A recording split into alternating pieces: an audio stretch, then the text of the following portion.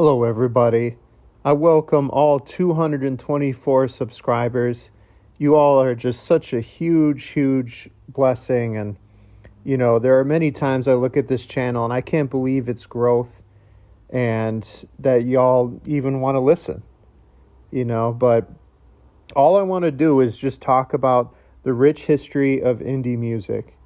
And this song is no exception. I'm sure maybe you've even been waiting for this song to be made on this channel. I know it's been on my list for quite some time, and I finally got the opportunity to do some research into it. And a lot of people that listen to indie music, maybe you've been on this channel for a while, you know Portugal the Man. You know who they are. And I'm betting that you know that Portugal the Man was a band well along by the time this song came out. In fact, I believe they had 7, maybe 8 albums, or this might have been their 8th album that this song came out on. Now, the song I'm talking about is Feel It Still. And the main point of this video is this is what happens when an indie band breaks into the mainstream. And of course, you could argue, the whole, is it intentional? Is it not intentional? Does a band just happen to catch popularity? Is it, we've seen in the past with songs like Jerk It Out, which I covered on this, and Sweet Disposition that I've covered on this channel as well. Sometimes all it takes is to just kind of be on a famous commercial or a part in a famous movie, and then before you know it, the song is everywhere. So there are times, too, when bands don't know how a song is going to turn out. They just happen to make it, and then all of a sudden, the very next day, it explodes in popularity. And this is one of those songs. But at the time, we're going to fast forward because, like I said, Portugal the Man had been a band for a very long time at this point, well over 10 years on the road. And they were a successful indie band. Again, you have to think about the indie life of a band, not the mainstream pop bands. They had a fan base. They would tour. They even got on multiple continents. A lot of people knew who they were. And they had gotten to the rank of working with very famous producers. In fact, for this album that Feel It Still was on, initially they were working with a member of the Beastie Boys and another person we've covered on this channel, Danger Mouse, for this album out in LA. And it took a visit to their home state, especially the lead singer of Portugal the Man, John, of Alaska, to kind of get back to his roots again. Because in a lot of interviews he was talking about while he was writing the album for Feel It Still, he had gotten very disillusioned with where the band was at that period of time. Not in so much a negative way. I'm kind of thinking of like where the Shins were at the time when they released Portomaro.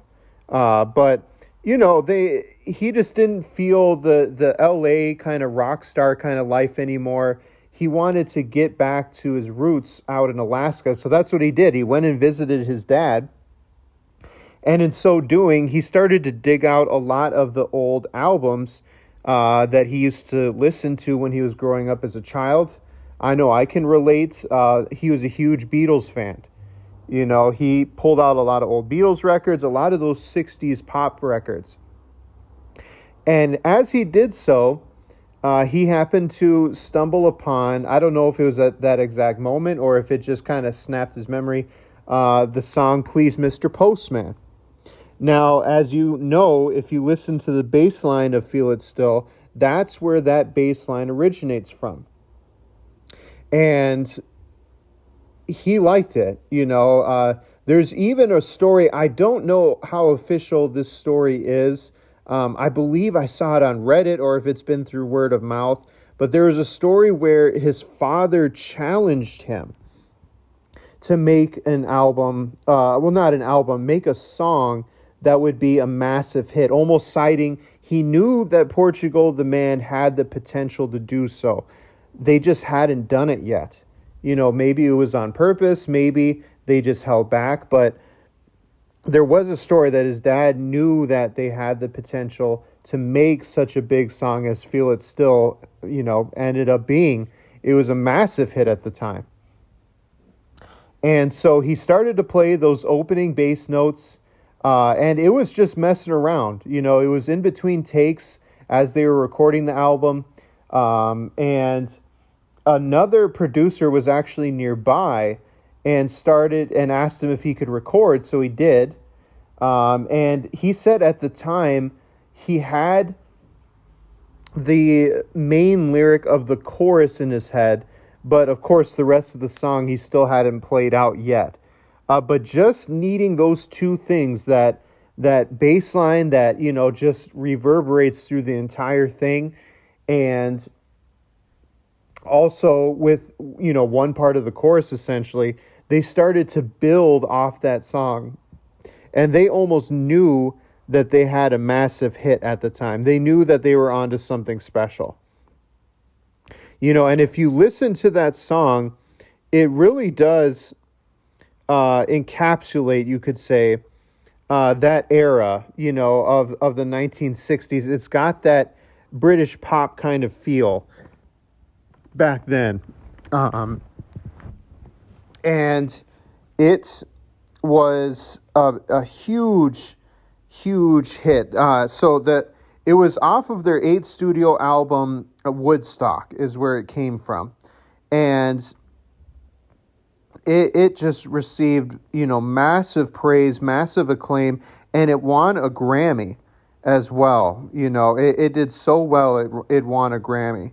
It had, numerous weeks where it stayed on the indie and alternative hits, and it reached top 3 in the Billboards for top rock album.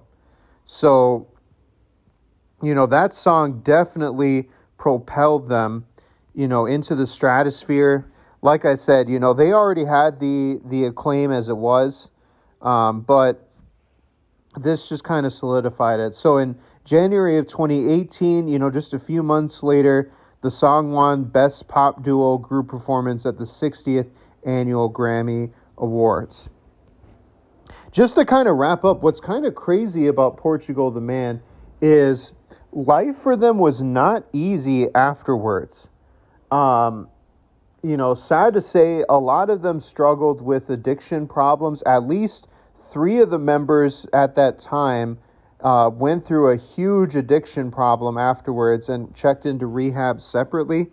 And the lead singer and his partner had a child, and sadly that child had massive health problems as well. In fact, extremely rare medical conditions that they had to battle with too. And then their opening DJ that they would bring with them on the road actually passed away, which they credited with being kind of like the heart of the group at the time. So I highly recommend not only to listen to Portugal the Man's, deep discography that it had at the time. Definitely listen to this song if you haven't, but I'm almost guessing that you have listened to this song before. But I would recommend one of their latest albums to listen to as well, which is entitled Chris Black Changed My Life in 2023. A lot of emotion, comes out of that album because of everything that they went through. But that is the history of Feel It Still. A lot of kind of the lead up to it and how it all came together. And I will see you all next time.